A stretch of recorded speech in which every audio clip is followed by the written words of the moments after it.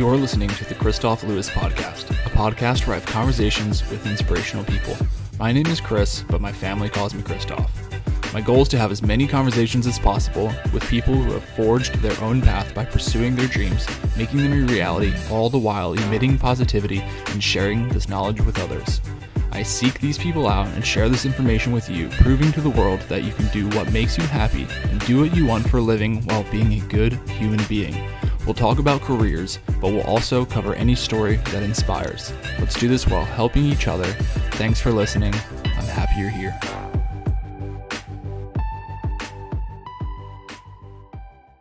Hey, what's going on, everybody? Welcome to conversation number 30 of the Kristof Lewis podcast, where I have conversations with inspirational people. Today is a momentous occasion for me. I'm so excited. It's conversation number 30.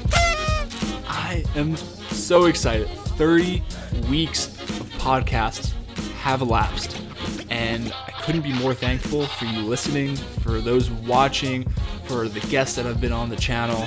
And man, I am just on cloud 9, so thank you. I'm truly thankful for anybody that's listening to this and watching. I'm also thankful for my guest for this landmark occasion is the one and only Shanna Ferrigno. She is the CEO of Ferrigno Fitness. Now, if you haven't heard of her, you're doing yourself a disfavor. She's an amazing individual, super positive, and I was just telling her in this conversation, I feel so much better just about everything after talking with her, because she has me elevated on this elevated mindset of positivity. And it just goes to speak that if you have conversations with other people that have the same mindset as you, that are positive, it's gonna be so good for you. It's gonna be good for them, and it's just gonna be so mutually beneficial that you're gonna want to have more conversations. So I encourage you to go find somebody to have a great conversation with. Cut the foreplay out. No small talk. Get straight into the shit. Talk about something really deep with them. Level with them. And have a great conversation. And I guarantee you, you're going to come out better on the other end. So without further ado, welcome to the Kristof Lewis podcast. Thank you, Kristof. I'm so excited. We finally got to do this. I know you're a busy guy, so thanks for having me on. Absolutely, and you are an extremely busy woman. We've been talking for months now, and you were one of the first people I reached out. I saw your profile.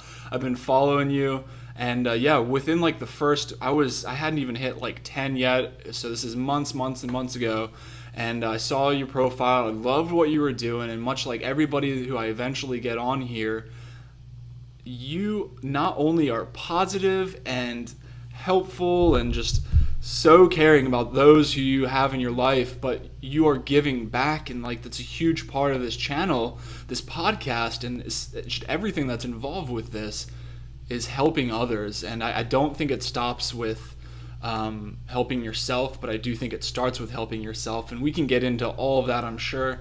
But I just wanted to say thank you so much for your time. You're so busy, and yeah, I'm busy too, but like you said before we started, like you make time for what you want to do, and I'm a huge advocate of that, so I definitely I believe in that as well. But yes, I'm so thankful you're here finally. Thank you. Can I hire you as my publicist if your life takes a lull at any point? Absolutely. Awesome. Absolutely. As long as I can get that in writing after the podcast, then I'll hire you. Or vice versa, yeah. Usually my hair is like up, so I'm so glad I got to like shower and be calm. So yes, I'm 110% in right now. But thank you for that. Yeah, Kristof, like I want to get to know more about you as well. And this is fun for your audience. Absolutely. And people will share this with. Is that I think you have to give back, because I see so many people with so much money and they have so much time on their hands, and they sit around and they're so negative, and it starts with your mind first. You know what I mean? I look at so many people, I look at them and I'm like, you have nothing to be sad about. You have your whole life. Like, why are you're rich? You have, a following, you're this, you're that, and they don't feel good about themselves. Yeah. So therefore, they can't manifest it if they don't feel good. And that's the key, no matter if you have $40 in your bank account or if you have $4 million.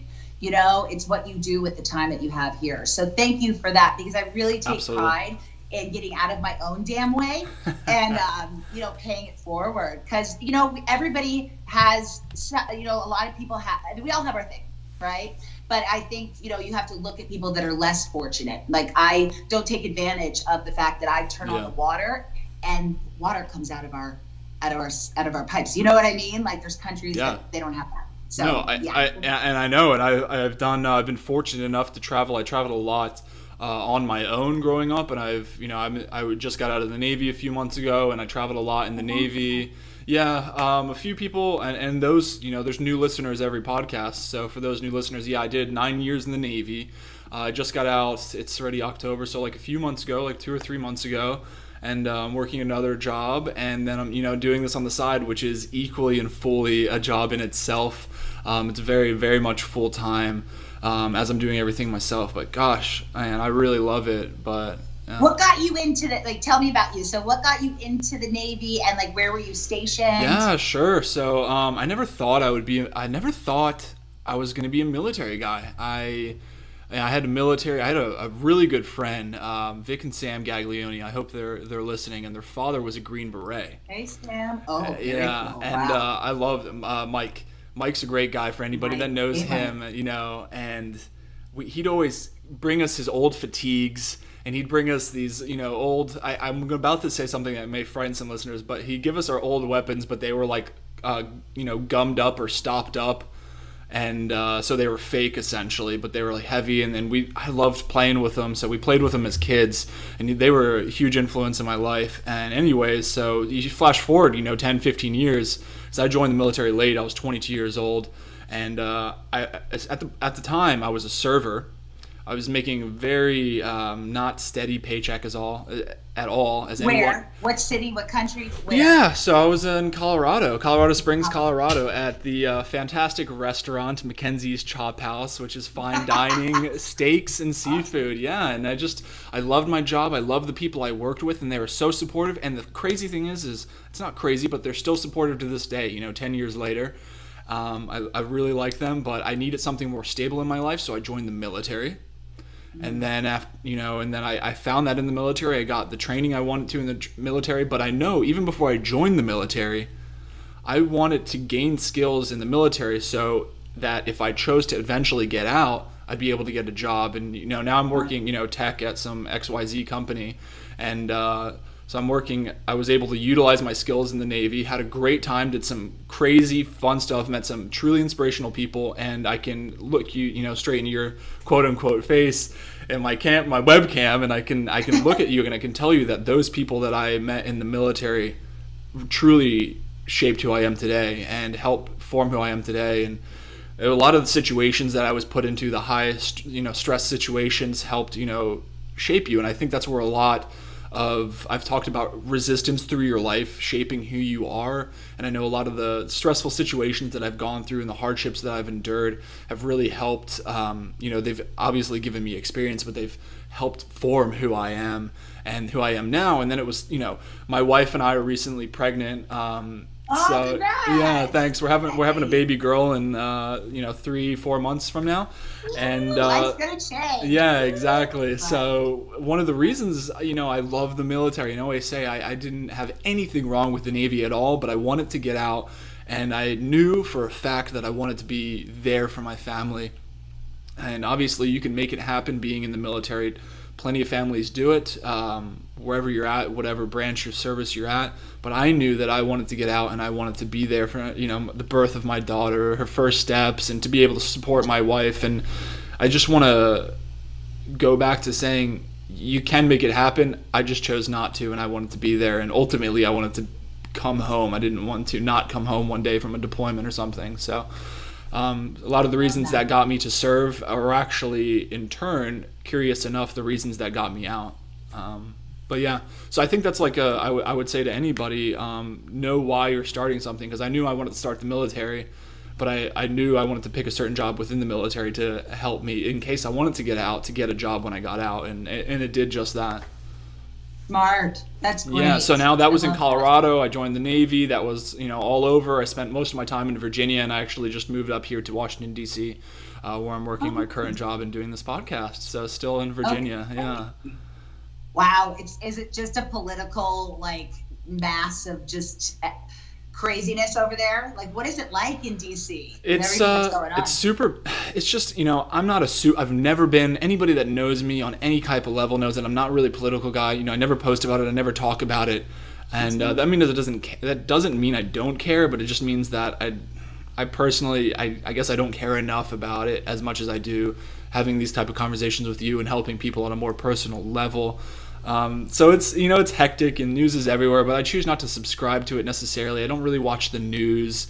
I do some of my own research on myself, and I try, I figure out what I'm going to subscribe to in that way. And but as far as up here, traffic's crazy. It's just like California. It's absolutely crazy. So that's so funny, because I had so many clients once Trump got elected being like, I can't train for the next 3 months. I'm going to be depressed and I can't deal with this. And I was like, no matter who's in office or what's going on, you dictate your life. So absolutely. Get up, get in the gym, and get those endorphins going and make yourself feel better, because you can't control what goes on, in the world necessarily, but you can make an impact day by day with, you paying it forward. Absolutely. Help somebody. You don't like Trump? Help somebody that needs help. You know what I mean? Help yourself. Yeah, he's not going to affect your day-to-day. Come on. I know. There's people like that in California. You have no idea. Sorry, clients listening out there, but yeah, they're on one. And I'm like, I'm sure they'll forgive you. on. Yeah, but I mean, it's you're just, reiterating to them that you have control of your life, and regardless of who's in office, there's always going to be somebody that doesn't approve of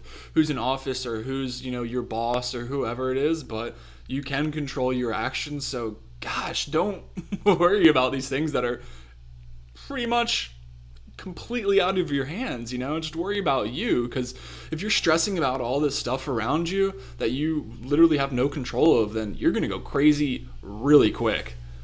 Yep.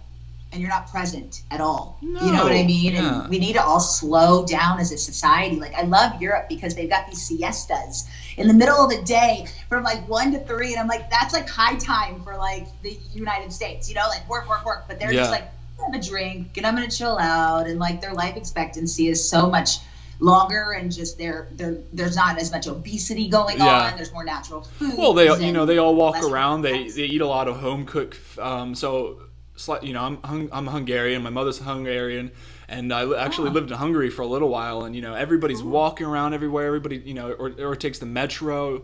They're eating these great home-cooked foods, which can be inversely, it could be bad for you depending on, who's cooking the food. But, they're not eating fast food all the time. And obviously, there is fast food and there is all these stuff. So I'm saying predominantly from what I've seen, just the whole walking everywhere, it's completely different. You're right. Yeah, less processed crap. Yeah. What is margarine? What is that chemical? It doesn't even know how to process it in your body. So I'm real butter, real eggs, real bread that don't sit on the shelves for 6 months.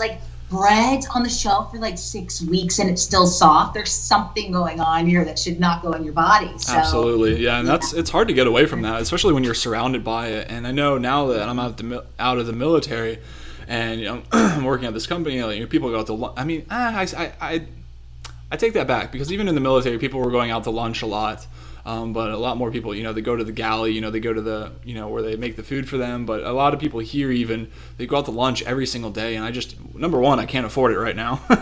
Right? Nor, Serious. I wouldn't, yeah. Even if I could afford it, I don't think I'd want to do it, because of what I'm about to say is that all that food, even the quote unquote healthy options, aren't that great for you.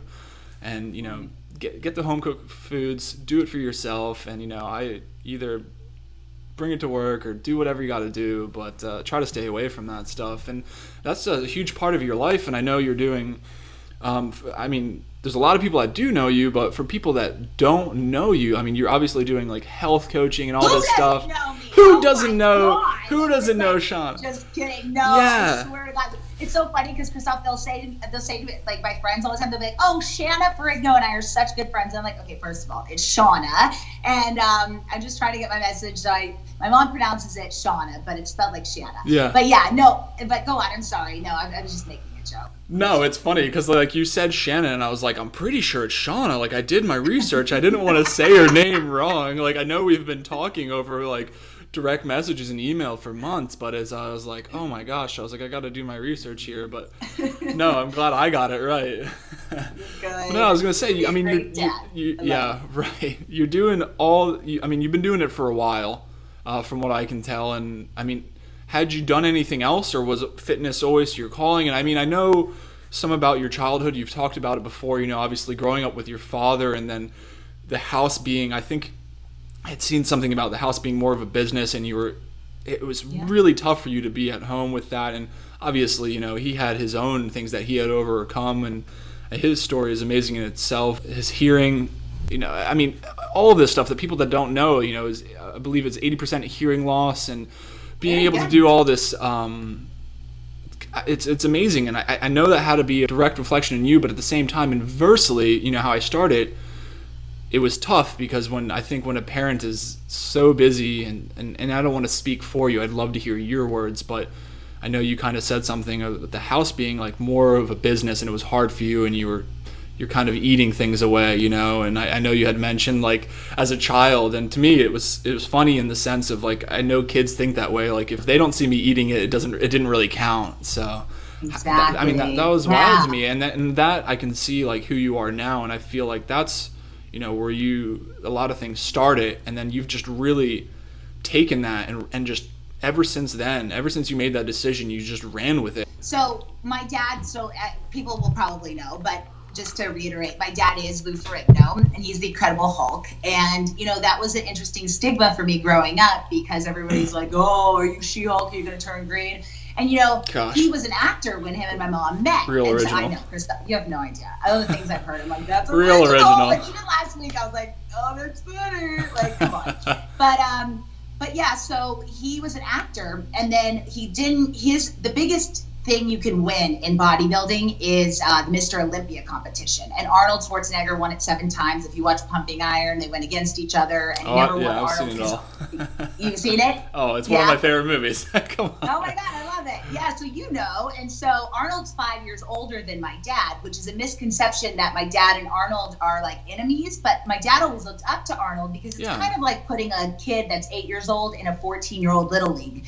Their bodies are different. Sure. They're not going to be in the same tier. So he always looked up to Arnold because he was that kid in Brooklyn. Sure. So when he got the chance to go back into competition when he was like 42 years old, no joke, he took the chance because he missed his calling for the Mr. Olympia because the Hulk series came. So all of those years that he could have been Mr. Olympia, he kind of put to the side. Yeah. So long story short, literally overnight, Joe Weider, the godfather of bodybuilding, said, hey, would you do this Masters Olympia? And he said, yeah. And like you said, thanks for that diligence, that research. Nobody explained much to me. And overnight, like I didn't know my dad very much growing up because he's 80% hard of hearing. Like he's never heard music in his whole life. That's insane. So I always thought music was a bad thing. Like he trained Michael Jackson for 25 years and he would look at me and be like, can he sing? And I'm like, yeah, a little bit. A little bit. But, he got to know Michael because they both had abusive fathers growing up. So that's what they had in common. And so overnight, like, I didn't get to know my dad very well. And then it became a business. So it was like food being weighed. He's in the gym 3 times a day. He's 325 pounds and like 3% body fat. No joke. Yeah, so that's I'm like, insane. What the F just happened? Like, this guy just turned into a beast. So we had to have dinner every night and eat really healthy. So I was like, F kale, F healthy things. So I would go to my mom and say, hey, because I was so confused, and like what I tell my clients, when you're out of control and you're spinning in your life, what do you go towards? Alcohol, food, things that are there that, sugar. The stuff that makes you feel good immediately, because you get that instant high, exactly, and you can just have that cycle, but that cycle turns gnarly over time if you allow it to control you. So long story short, I would tell my mom there were hunger drives going on at school, and I would be like, eat Twinkies and eat all that. And so the hunger drive was under my bed. That was me at 11. And so I ate, and when kids started making fun of me, I was shamed by parents being like, your dad's back into competition. Parents of like friends that I had at school being like, your dad's a bodybuilder and he's doing such hard work and you're fat.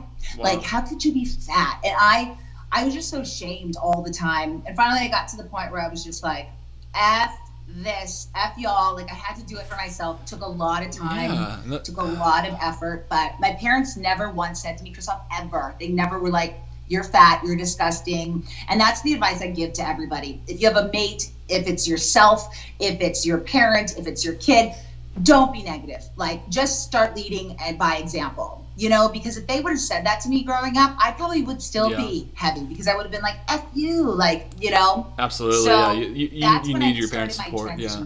No, for Say sure. what? No, I'm just saying you absolutely need your parents' support, and I'm so happy to hear that that's who they were. And it started with you, like you said. You said you had that moment where you're like, all right, I've had it, that's enough. And I've had that moment in my life for different reasons, like, professionally, like career-wise. And that was one of the reasons I wanted to get out of the Navy. I was like, all right, I want to do more. Navy's great. I love it. I want to do more. And then for you, even yourself and your story, it's applicable to so many things. Like, when are you going to get to that breaking point when you have had enough? I've had enough. I'm going to make a change. And how old were you exactly when you made this decision? It takes time, so there were little bouts and spurts. And that's what I say to people. I'm like, but it really reared its head at about 17 when I did all the diet fads. I was starving myself. And that's such a tough time for a kid, 17, 18, whether you're a boy or a girl. I mean, gosh, you're definitely still finding yourself. I'm still finding myself. I just turned 31, and for you to make those decisions as a teenager, as a woman, obviously women care about how everybody cares about that look. Don't get me wrong. I care about how I look, but I think, at least from what I've this is my opinion, that it can be very hard for a teenage girl especially when people are calling you fat and, well, look at your dad. How could you do, like, come on, like, but I mean, kids are ruthless. But I'm so, and I know it doesn't make sense to say I'm proud of you, but as a 17-year-old kid, I'd be proud of anybody to be able to make those decisions for themselves, I guess. Proud's not the right word, but it's awesome. It's inspiring to see that a child has made that decision. I mean, you're almost an adult, legally, I guess, at that point, but it's a really tough time in your life, and to be able to start that process. And then, as I was saying before I got off track earlier, it's really carried into what you're doing now. And I think you built like a solid foundation of, all right, that's it. I'm going to help myself, and then I'm going to help other people. Exactly, because there's a lot of people out there that just get lost, no matter what your economic status. Again, everyone's like, well, they're rich, they're famous, and I'm like, but they're lonely and sad inside. And what I talk about a lot, no matter what, with empowerment, is shame and a lot of trauma that happens. And people have it, and they express it in different ways, and they've never walked through it. So what I do is I go to prisons and talk. I go to, because the reform system sucks in prison. Let's be real, and they don't have a chance in hell like the way it is now. Yeah. And a lot of times it's their backgrounds getting them into that situation where it's not, because guilt is something that you have, right? Shame is something that you feel like you are. So I try to break the shame in, feeling like you're way obese, or you robbed a store, or like you were molested as a kid. Like, you have to walk through what maybe other people did to you, and shame that you're carrying that's not yours to carry, that you have to forgive and let go. Because people are always like, you're so happy, you're so free, you're this. And I'm like, because I've forgiven. You know what I mean? I've taken my accountability, and I keep moving forward. Because if I hold on to that anger, like, it's not going to do anything for anybody, especially myself. Not. Yeah, you have to. And it's funny, I just had a similar conversation with a great friend back home in Colorado. We were talking about Colorado, and we were talking about bringing things to surface, in this case, in this conversation earlier, than letting them resonate and then them become this huge monster later. But even with yourself right there, you have to, if you have something traumatic or however you want to classify it in your past, and it's just lingering there and you're never going to approach it, like, can you really fully feel that you are who you should be, or who you should be? I mean, that you truly are yourself. It's so hard when you're clinging onto these things, as you said, but when you face them, for the first time, and you're like, all right, I'm going to deal with this. It's going to suck right now. And, as we were talking about with him, like, you might not want to talk about these things right now with these people, but I guarantee you, if you talk about it now, or you talk about whatever trauma you dealt with in the past, you get over it, you learn to overcome it, and it's definitely not going to be easy, but I guarantee you it's going to benefit you later down the road. And it's so true. And it makes you feel free, because then you get to see your authentic blueprint, and you get to go, oh, that's who I authentically should have been before this, and this was thrown at me as a kid. Because 0 to 12 is really the time when we're young that develops us. And so, anything that impacts you between, the age of 0 to 12 is going to stay with you unless you walk through it. Because I said to my mom, I went to school in New York, and you asked earlier, like, I was really into acting. So I went to prestigious acting school in New York, and I loved acting, and I still do. And I think to be a great actor, you really have to know yourself and be really clear, because how can you play another part? And I feel the same way with, the lifestyle that I've chosen of like helping people. Sure. Unless I'm a good example and I feel clear within myself, I'm a fraud. I'm seeing all of these people nonstop, 6-pack abs, like, let's do this, let's get together. Then they're smoking cigarettes, they're partying every night. And I'm like, okay, that doesn't balance of what you're saying. Like, you can do that, and you can be on all this testosterone and do that, but don't preach that you're natural, and don't preach that you have a healthy lifestyle, because that's not something that, I believe is healthy, smoking cigarettes and partying every night. You look good, exactly. But, like, what does that matter? And I agree with you 100%. I mean, I always want to be the guy that does something or practice what you preach, like, and obviously people don't care. The people you just talked about, they're real and they suck. That's their own prerogative. My wife says, and some people suck. Some people just suck, and those people suck. I agree. And, that's unfortunate. And you hope that less people, follow them or subscribe to whatever they're selling, but they're selling bullshit. And hopefully somebody that does any kind of due diligence can look right through it and see that it is indeed bullshit. But that's applicable to anything. I mean, fitness is huge. There's a lot of that, fronting, again, just luxury, people taking pictures with cars and jets and all this stuff, and people want it immediately. So they're like, oh my God, they have it. But I think people that are really making an impact, those people, they may be actually making money, but the people that are making impact are the people like you that are actually living the life. Because when you get a client, I mean, I don't know any of your clients, nor have I worked with you, but I can guarantee you just from talking from you for, 25 minutes that those people that are working with you know you're real, and that you're passionate, and that you care about what you mean, and what you are indeed practicing what you preach. It's easy to see, and I think anybody that's going to pay money to have somebody come into their life to coach them, but not just like you've said in the past, not just health, but like mental, like a mental coach, like I think you've said, that's so important. And I think those type of people are going to see you for what they are. I hope people listening see me for who I am. Yeah. And it's so true, because I have what started me to write my book. I just wrote this book called The Reset Plan: Lose the Excuses, Lose the Secrets, Lose the Weight. And I'm going to change it to like empower yourself, because it's not just about weight, right?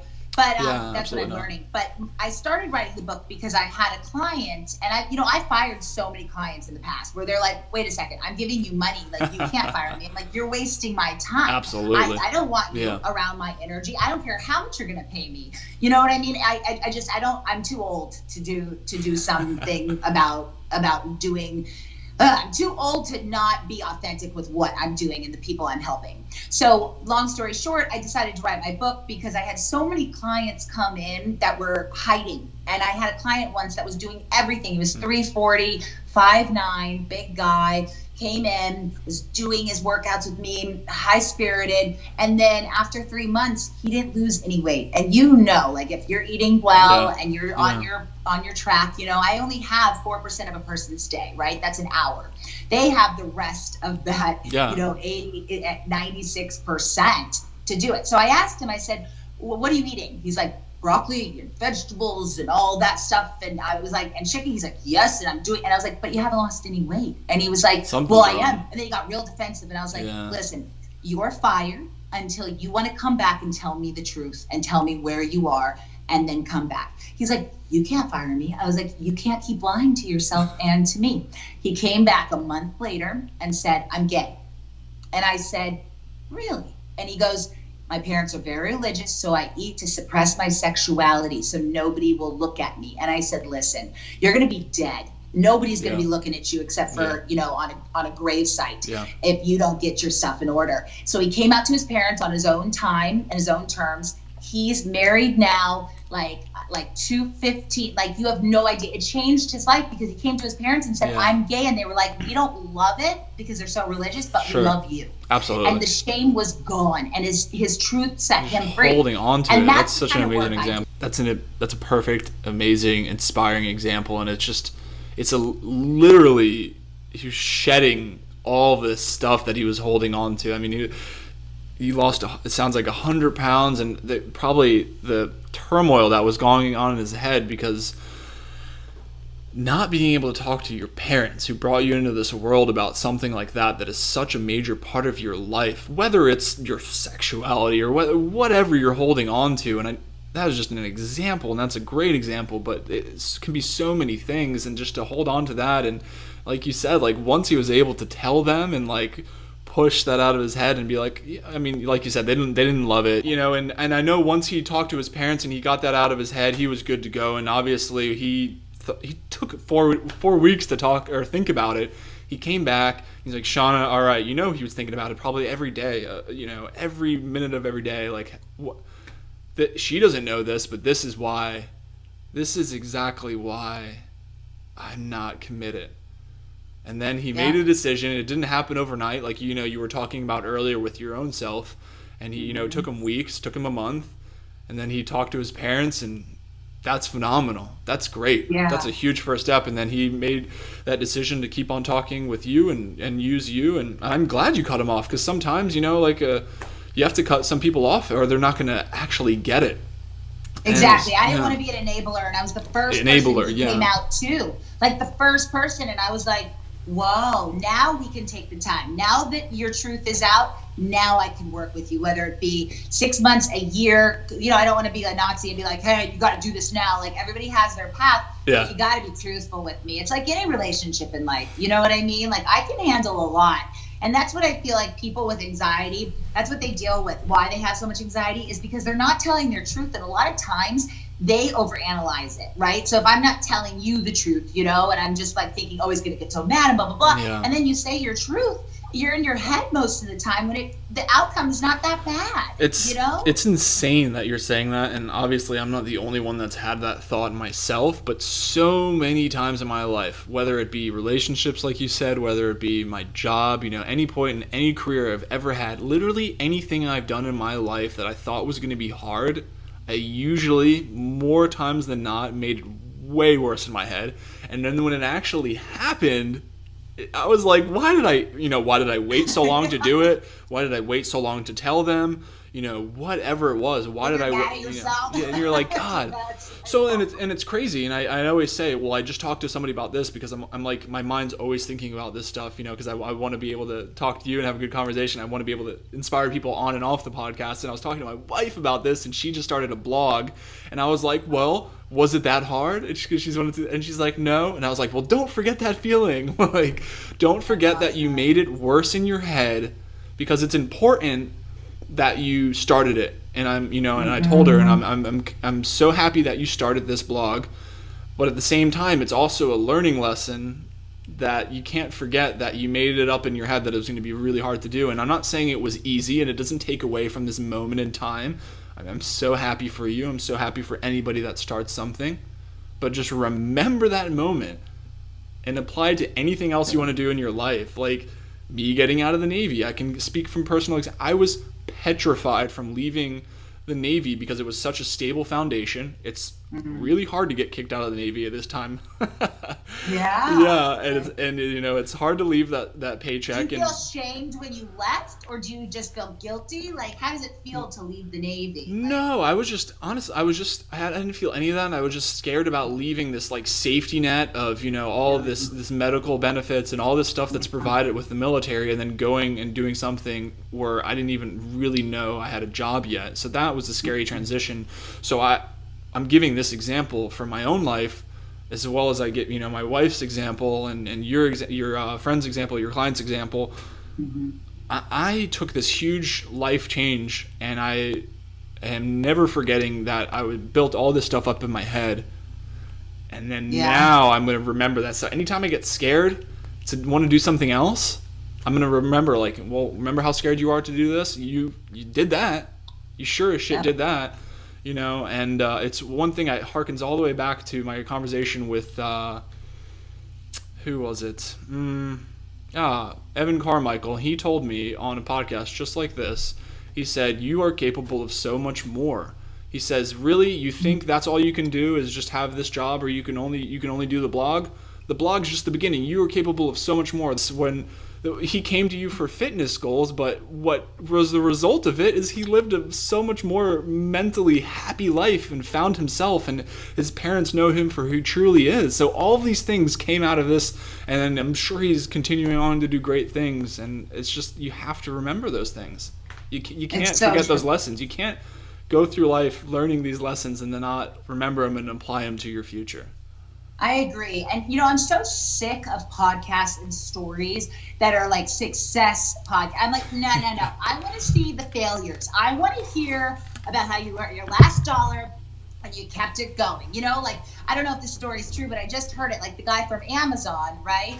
The Jeff, whatever his name is. Jeff Bezos, he had $5,000. He was in his garage and he hit his last $5,000. And he's like, I either can pay my last month of salaries and, myself, or I can go to Vegas. He goes to Vegas, wins 30 and keeps it going. That's called risk. You know what I mean? Yeah. He took a big risk, but, what was it? Failure or, trying to go another avenue, and that could be successful, and he did. Yeah. There's Colonel Sanders, whatever, the guy that's known for KFC, whether you like it or not, 99 presentations before he got KFC going. 99. If you stopped at 12, I don't know how many chicken, presentations you need, but I like hearing those stories because it's like, I hate these people that are like, oh, an overnight success. I'm like, yeah, it only took you 19 years and 6 months to get to be that overnight success. So that's huge. What I like to work with is the grit and the real. Yeah, you have to. And I've talked about it before, and, I'll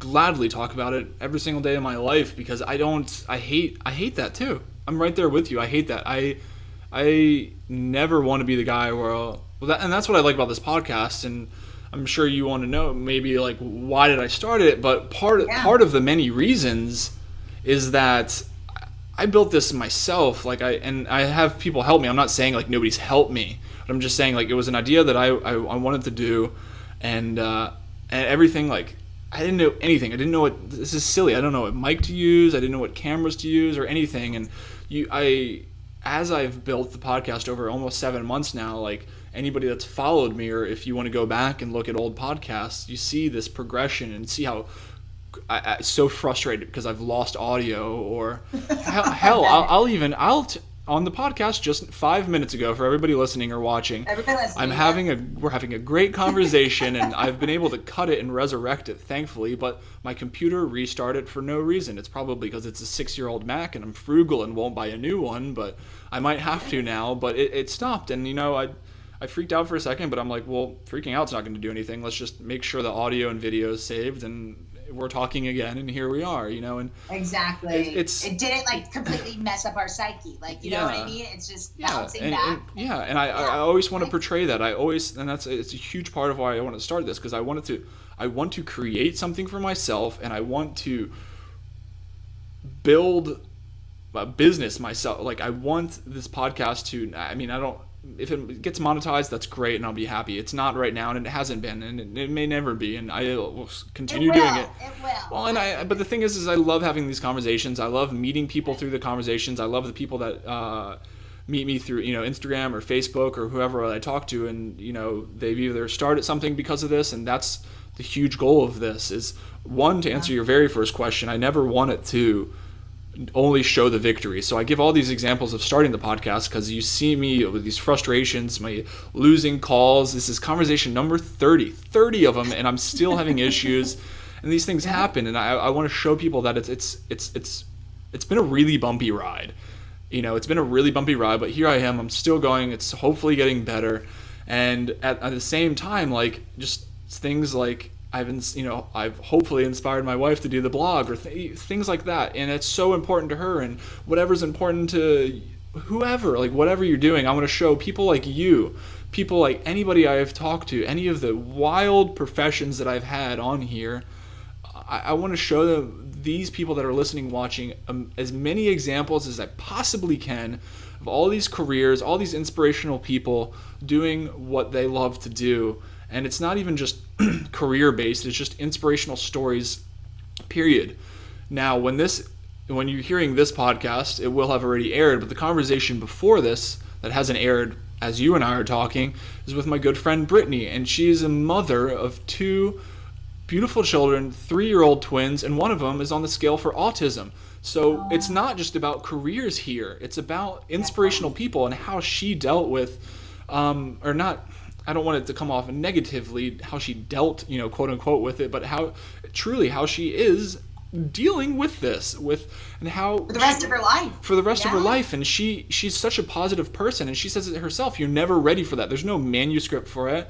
But I wanted to dig into her life, and she was gracious enough to share it with her and say, hey, this is what I did. This is how I met my husband. We had these kids. This is what we're doing now, and this is what we're going to continue doing. And then she just started a blog, and then she's meeting and networking with other people with autism. That's what I want. I want people to be able to, 1, see the good and the bad, as you said. I want people to be able to find careers. So, whether they want to be a fitness expert like yourself, or 2 conversations ago with Ryan Secco, he's an airline pilot, or Christina Zanato, who's a shark diver, or Vaughn Calhoun, who's a college professor, or Mike Ford, who's a day trader, all these things, whatever you want to do, I'm going to find somebody. And you may not like this conversation, fine. You may not like the stock trader conversation, that's fine. But one of these conversations is going to be like, well, 29 of those sucked, but number 30, I like what's cooking there. And, that inspired me, and I want to do what, Shauna's doing. Or, this inspired me, or that inspired me. So it's not going to be for everybody, and I recognize that. But I'm not trying to, pinpoint specific careers or specific inspirational stories. It's conversations with inspirational people is the tagline of my podcast, what I stand for. And it's just, you inspire me. I've loved talking with you on and off, throughout the months. Yeah. And that's what it is. And like I said, so 3 points: the good and the bad, helping you find your career, helping you find your passion, because I'm sick and tired of people telling me that I or you can't do what you love and make money off of it. Right? And then just inspirational stories, and whether it's parenting like Brittany or whoever it's going to be in the future, if you inspire me, I guarantee you're going to inspire somebody else, and then I'm going to share you. I'm just going to be the speakerphone. I'm going to meet you, I'm going to find you, and I'm going to record it, I'm going to talk to you, and I want to learn about you, and then I'm just going to be the megaphone, and I'm going to tell as many people as I can about your story. No, but I love it because you're so passionate about this as well. I love that you've fumbled your words a few times, but what that means to me is that you're so engaged with what we're talking about, and you have so many thoughts. You're not just waiting to talk next. I love that we're just having a regular, awesome conversation. I hate these okay, well, tell me back in the day. It's no, we're fumbling, we're having fun. And that's that. You can't put a price tag at the end of the day. Exactly. You're learning from meeting all these interesting people, and it resonates. Yeah, and thank you for saying that. And I got to cut the 2 halves together because my computer shit the bed. But no, I don't cut the shit happens, and I fumble and I stutter, and I'm definitely not a professional speaker, but if that proves anything, it proves that you can do it. Whoever's listening or watching, just go do it.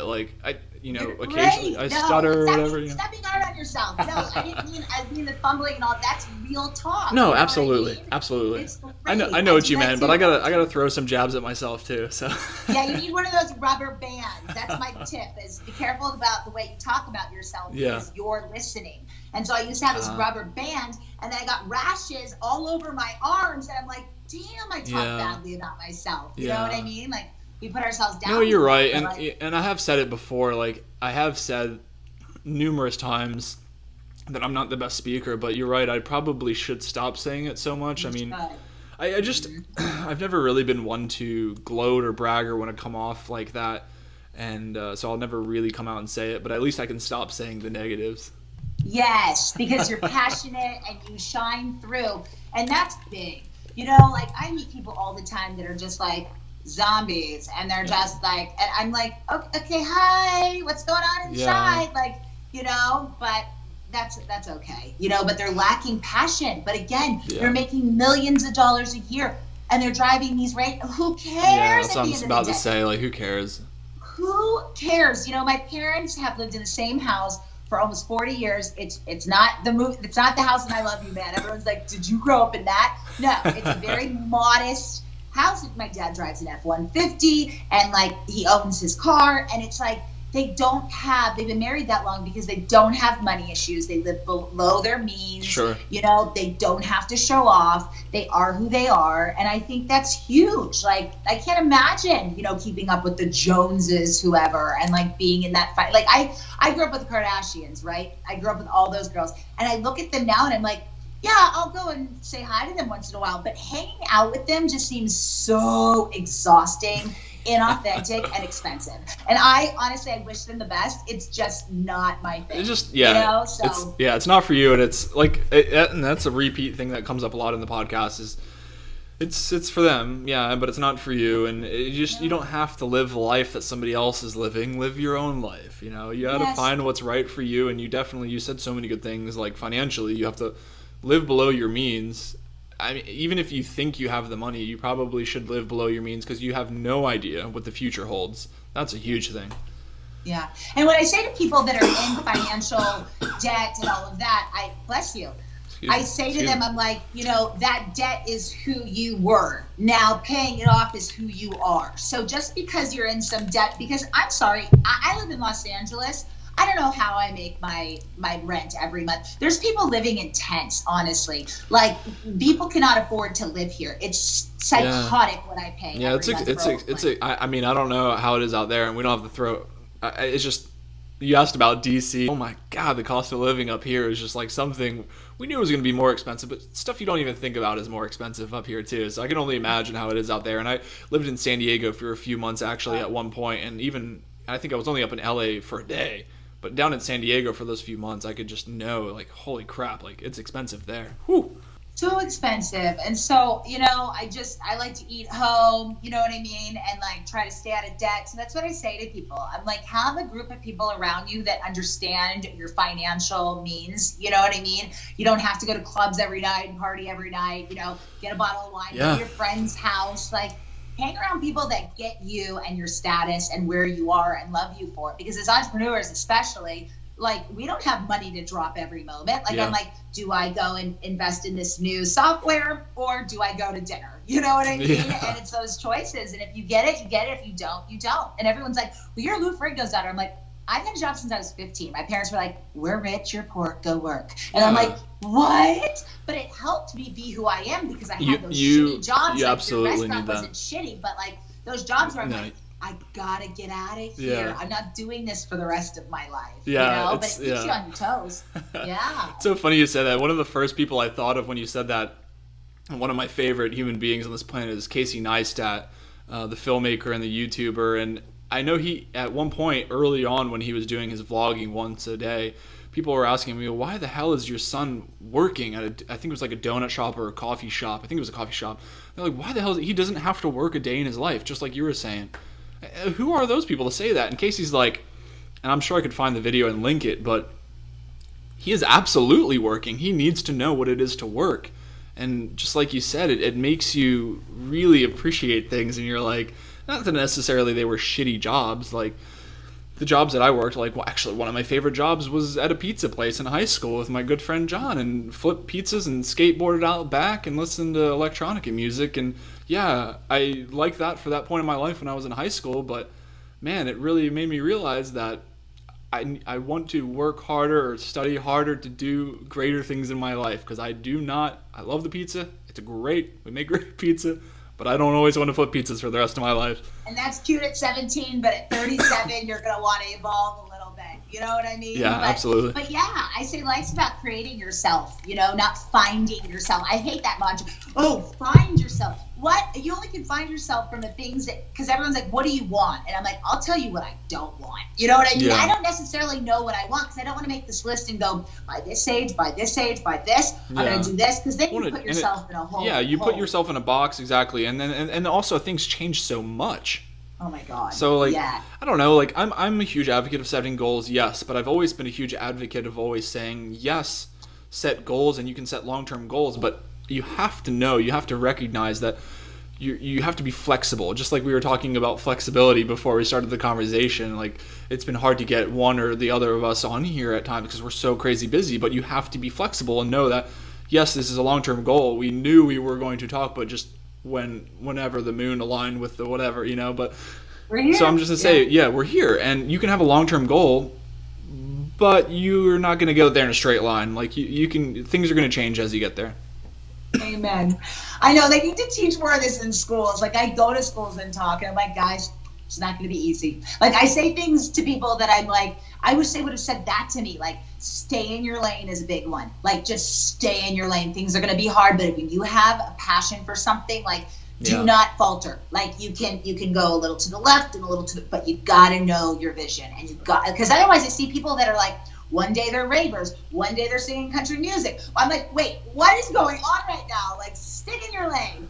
But that's the hardest thing, especially for this generation too. And like being present, like stop being on your phone every 5 seconds. Yeah. I'm 37 and I didn't have a cell phone until I was in college, so I remember those times, and I feel bad for kids now on social media. And so I try to talk to them, and I'm like, there's so many people that have no credentials and all opinions, and they're hiding behind keyboards. So this is the time to really know who you are, because, you don't want to be angry at what somebody says in like Delaware that sits in their mom's basement that hates their life and it's affecting you every day. You have to be clear. And that starts from the inside out. Whew, and it's tough, I tell you, because, as you know, as much as I do, and I only recently had it happen, and it's not much, but I've had, for lack of other words, people talk shit about the podcast. It does happen, and it's very rare, for the record, but it has happened, and even just the one or two people, I'm just like, fuck, I get so down on myself. People are like, oh man, this sucks, that sucks, but there's always going to be, like you said, somebody hiding behind a keyboard in their basement, like just talking shit. And what are they doing? And honestly, I could care less, or I couldn't care less, because I'm doing what I'm doing. And if you need help doing what you're doing, man, I'll help you. But why you got to go berate somebody else for going out and how it's hard. Like I'll be the first to admit I remember the first time I recorded myself on a story, I was like, holy shit, what am I getting myself into? Everybody can see me and I can't see them, But and same thing on this, but ultimately you understand why you're doing it. You understand why you're doing what you're doing, and you know that you're going to help people one way or another, so you do it, and it helps me too. It's not like it's it's funny that I'm saying this, and I know you've said it before, but when I'm helping these people, and I have like one or two quote unquote haters out there, but man, the goodness, the positivity is so reciprocated. So yes, I'm helping other people, but at the same time, I'm helping myself, because as I'm helping these people, they're sure as shit helping me. Everybody listening, everybody watching, so many people reach out to me, and like I said, there's the one or two people that suck, because some people suck. But there's so many people that are awesome, and there's so much greatness and positivity out there. And that's another thing, I guess, to answer why am I doing this, is because I know that goodness and that greatness and that positivity and the networking of all of this that we're talking about today is out there. We just need to bring it to light, because obviously, we were talking about politics, and I can't really stand politics and all this other junk, media. It's so much negativity, obviously. I don't need to tell you about that. I don't need to tell anybody about that, but there's a lot of goodness out there and a lot of positivity, and let's bring it to light. Like, why does the news have to, that's not going to change, and this is a broken record, but I hate that the news is as it is, and obviously it gets more viewership and more ratings and blah, blah, blah. I don't care, but there's all this goodness out there, so why don't we talk about it? So whatever you're going to do, if you're going to start a program like this, or you're going to expose yourself, it's really hard, one-way audiences, and you have to know that there is going to be some people hiding away and going to say some bad things, but you really have to learn to you have to for me, because I only speak for myself, I think about why I started what I started, So think about why you're doing what you're doing, and I think that'll get you through it. And a lot of the reciprocation of the positivity absolutely helps. So there's always that. I agree. You can't sit at my table, but I don't care. If you're going to be negative, I don't give a shit. Go sit somewhere else. I mean, I don't got time for that. Like we said, like hell no. You're about to have a baby. Yeah. You oh God. Don't have time for that. Yeah. I know. God knows. I'll be trying my hardest to. I mean, the podcast will not miss a beat, but I don't know if there's a baby crying. Like I don't want any complaints. Like. No, it's just who you are. That's awesome. How many people can relate to that? You know what I mean? So I'm watching all my friends now, like nursing everywhere they go, like on FaceTime. I'm like, okay, yeah, there you go. You're feeding a life. Like that's just life. You know what I mean? And I love that we're in a generation that doesn't have to be perfect. Cameras and makeup and I like seeing, everybody not maybe have their hair brushed perfectly and just the authenticness of going to the market and stuff. Like everything doesn't have to be perfect. Yeah. We're each living a life. And if you know anything about life, it gets messy, but but that's the fun part. Yeah, it's super messy. And it kind of harkens back to what you said about, in today's age, like you didn't have a cell phone till you were in college, and I didn't have I had my mom's cell phone in my senior year of high school, so I didn't even have my own cell phone until years later. And I'm 31, so gosh, technology changes so quick, because obviously I feel like I see kids today and they're just like, like a baby's coming out, just born baby is like tapping on his iPad, like I'm like, oh my God, it's... Who do you have to talk to at 5 on a cell phone? Yeah. Why do you have a cell phone? Yeah. You're 5. Yeah. Like, go find a doll. Like, so, and I get it. And I get it. I'm sure 100 years ago or however long, people were like, well, you're 10 years old. Why do you need a light, son? Why do you need a light in your bedroom? Like, this light is a new technology. You don't need it. But yeah, and I understand it. New technology is great. We should embrace it. But at the same time, don't keep your head down all the time. Don't just look down on your cell phone and interact. Like, have a conversation, Skype your family or Skype your friends or, FaceTime or whatever, but don't just be stuck to your phone. And like you said, there are so many people out there, too many people out there that are just like faking it, essentially what you're talking about, and go network and talk to people that are real. Find real people. Like, I don't care if you use your phone to find them, I get it. It's a tool, and that's what it is exactly. It's a tool. And you can use it for good and you can use it for bad. And I hope you use it for good and you surround yourself with good people. And that's it. And that's a choice too. And don't feel guilty if you have to put some people to the side. Like I say to people, you have to have boundaries, especially during the holidays. Like if you don't like your Aunt Bertha, don't sit next to her because you may overeat and you may drink too much and you may get crazy during the holidays with emotion. You know what I mean? Or birthday parties or any of that. It's okay to have boundaries, and it doesn't make you selfish to have boundaries, and it doesn't make you a bitch or a dick or any of that. What it's doing is it's self-preservation, you know what I mean? And you absolutely, that. I don't mean I hope you do. I hope you. When I say that, I mean I hope you understand that you need to surround yourself with good people. Don't just sit back in your chair or lean back against the wall and say, well, I hope good people come to me and I surround myself with good people. No, you actually, like you said, you have to go out there and you have to do it. And whether it's friends or family, sometimes it could be a little bit more awkward at times, but you definitely can make it happen. Mm-hmm. And be a good person, because I find that good people really connect to other good people. And then you start trusting your instincts, and then you can read off of people. You know what I mean? With agendas. Because growing up, I never knew who liked me for me or my dad. But, the older I got, I really was clear. I started seeing the signs really early on, and then people are just like, okay, great, whatever. Anyway, because I wasn't because I authentically just knew who to stay away from, the signs and stuff like that. So listen to your internal dialogue and hear what people say, because when people tell you who they are, listen. You know what I mean? Absolutely. And Maya Angelou, and I love that quote. Yeah, it's so true. And people will tell you right away. But yeah, I think you're lovely. I'm so glad we finally got to do this before you have a baby and you're going to be blood red, shot eyes. But it's going to be so much joy. Tough. It's going to be tough. No, I'm so excited as well. But yeah, I'm going to continue doing this, and I know it's going to be tough, but we'll see. And all I know is that I'm going to do my best, and then we'll go from there. You're doing great. So I appreciate it. Great. Thank you. Stop Thank it. you. Don't be hard on yourself. If anything, you're doing fantastic. Seriously, sometimes I have anxiety going and talking to people, but you just made it so awesome. Oh, thank you. Yeah, and you're a great listener and you've got so much going on. But you know what? The more stuff you have going on, the more people are going to be able to relate on all different levels. I think you know so. what I mean? Yeah, absolutely. Keep making you grow. It's going to be awesome. Yeah, and I totally understand, and I appreciate all your kind words. And once again, I'm just so thankful that you've taken the time. If somebody wants to follow you, is Facebook the best or Instagram? How can somebody find you? Instagram's the best, at Shanna Ferrigno, SHANNA, and then at Ferrigno Fit. That's my company. So yeah, find me on Instagram. I'm on Facebook too, but I'm always silly on Instagram. I'm doing lives a lot, so I'll have you on my lives soon. Yeah, sure. You just let me know when, and I'll pop in, and I'd love to be able to contribute to that as well. But I'm so excited that we finally got to talk and officially meet. I do officially call a Skype session a meet, definitely in today's day and age. So thanks very much, and we look forward to sharing this with everybody else. And it's truly inspirational to me. You are a guest on my podcast for a reason.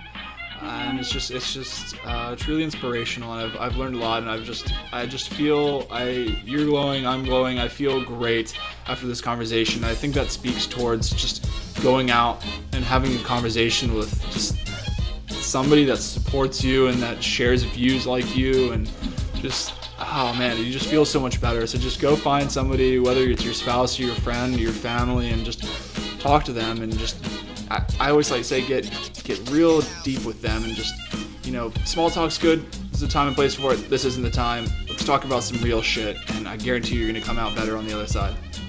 Love it. Well, I feel better. So thank you. Me too. This is awesome. And all you haters out there, leave your comments. I don't care. Yeah. All the good ones. Thank you. And we'll talk soon. This is fun. All right, Shauna. Thanks so much. We'll see you later. Bye.